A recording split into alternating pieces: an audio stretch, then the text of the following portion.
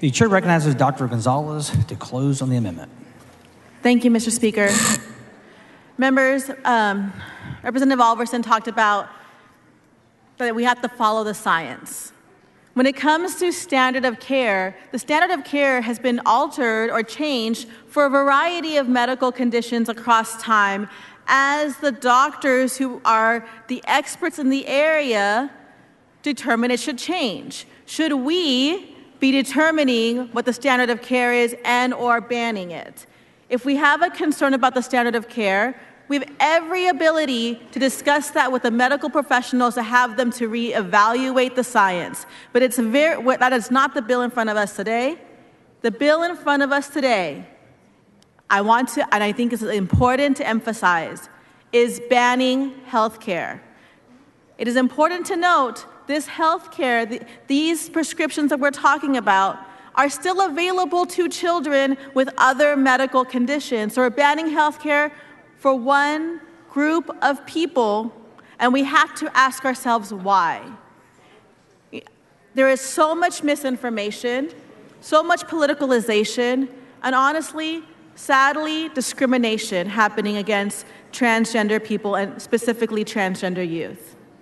Please, please think about the fact that we are banning doctors' advice, doctors' prescriptions, parental rights, parental decisions, and we are saying we know best when we actually know that there are very different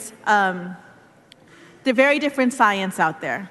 With that, Representative Wu. Mr. Wu, for what purpose? Would the lady yield for questions? Will the lady yield for questions?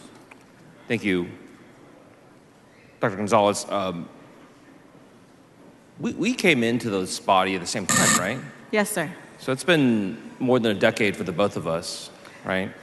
Yes, sir. And in that decade, the 6 sessions that we've been here, how many times have we seen legislation pass through here dealing with medical issues, and when we lay out the bill in committee or lay out the bill on the floor, that one of the first things we mention is, oh, this bill is supported by the American Medical Association. Have you heard that before? Literally, a couple weeks ago, a bill died on the floor because the Texas Medical Association said it was bad, so we killed it. So here, the Texas Medical Association has raised concerns, and we are still not applying the same type of authority to their words. We have to be consistent, members. Do we want to not pass legislation when TMA says it's bad? But only in this case, we're like, oh, but they don't know what they're talking about here.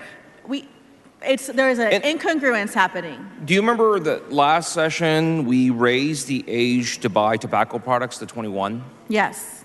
And do you remember which medical associations were they at the forefront pushing that legislation? I'm sure you could remind me. Okay. It was Texas Medical Association, yeah, right? At the American Medical Association, the Cancer Society, right? Every medical group up and down the row said that this was something that their membership says was important to preserve the lives of Texans. Do you remember that? Yes. And we had a big fight on the floor over that bill. We did, but let's go back. To protect the lives of Texans, the same medical groups are saying to protect the lives, to have the healthiest outcome for these young children, this is what is needed, and we're not listening now. We are having selective hearing, members. This is problematic. If we had a bill on the floor that dealt with regulating anesthesiology, do you think we would listen to the Texas Anesthesiology Society? I would hope so. Yeah. They would be pretty important in that discussion, wouldn't they? Yes. And we would not say, oh, well, you're just a bunch of people that just got together. We would respect their authority and respect their expertise, wouldn't we? Yes, we would. And over and over again, we pass legislation based on groups that we trust, and we block legislation based on the advice of the groups that we trust, correct? I mean, all the time, Texas realtors will say something, we like, well, the realtors are, this is how government works. People organize. They get in their groups to advocate.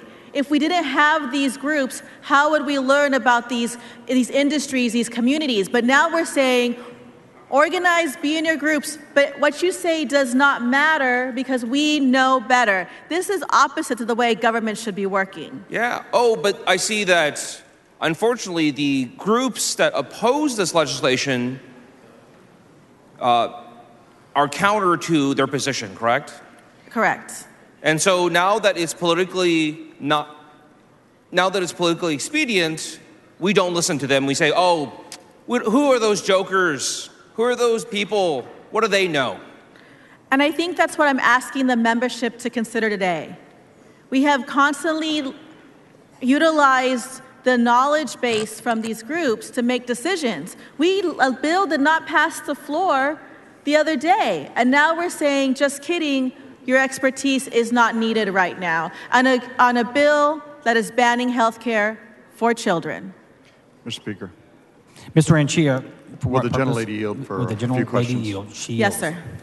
Yeah, I mean, the way the author was talking, it sounds like these are just social clubs or eating societies or something like that. That literally the group of doctors who specialize in endocrine pediatrics, who has problems with this bill and bills like it throughout the country, are suddenly to be dismissed out of hand. And I think I'm glad I got to listen to the dialogue between you and Representative Wu, because it really speaks to something a little bit more dangerous that's happening, and that's the death of science, the death of research, and the fact that political pressure is being placed on institutions of science and medicine to achieve political outcomes, and where people are retaliated against. I think that is a far more dangerous outcome of what we're doing here today, and that is the sort of the shouting down of science, of expertise, of research.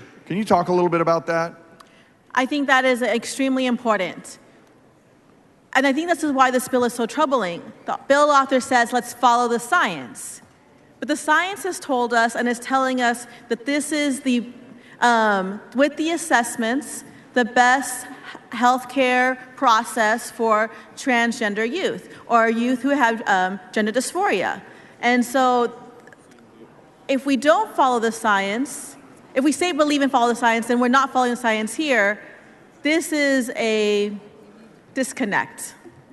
Yeah, I tend to agree, and I think that really is the most dangerous part of this discussion, when the people who are experts on this subject matter, who are really counseling us to move in a direction, are just being ignored for political expediency.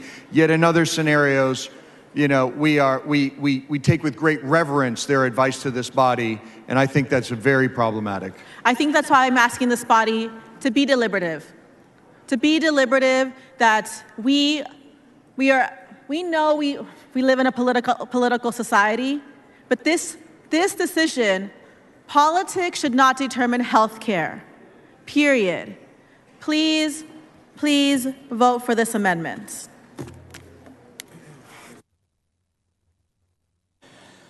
Ms. Gonzalez of El Paso sends an amendment. The amendment is not acceptable to the author. This is a record vote. The clerk bring the bill. Show Ms. Gonzalez of El Paso voting aye. Dr. Oliverson voting nay. Mr. Lease voting nay. Mr. Tindall voting nay. Ms. Click voting nay.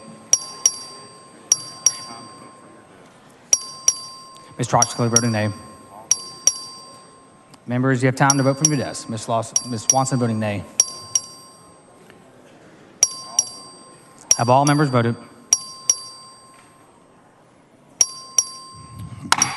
There being 55 ayes and 83 nays, the amendment fails to adopt. The following amendment, the clerk read the amendment.